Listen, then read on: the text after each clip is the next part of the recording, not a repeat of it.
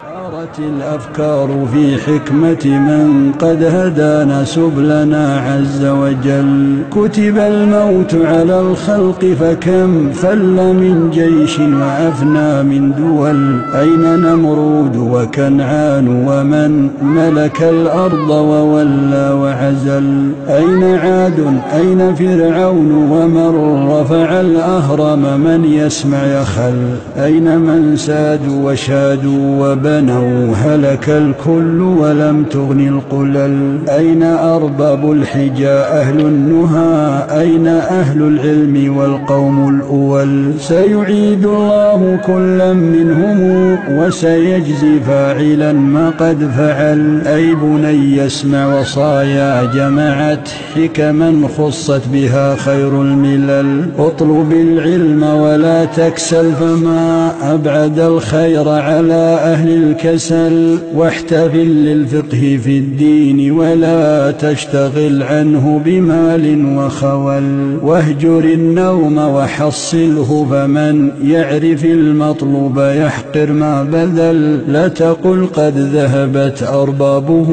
كل من سار على الدرب وصل.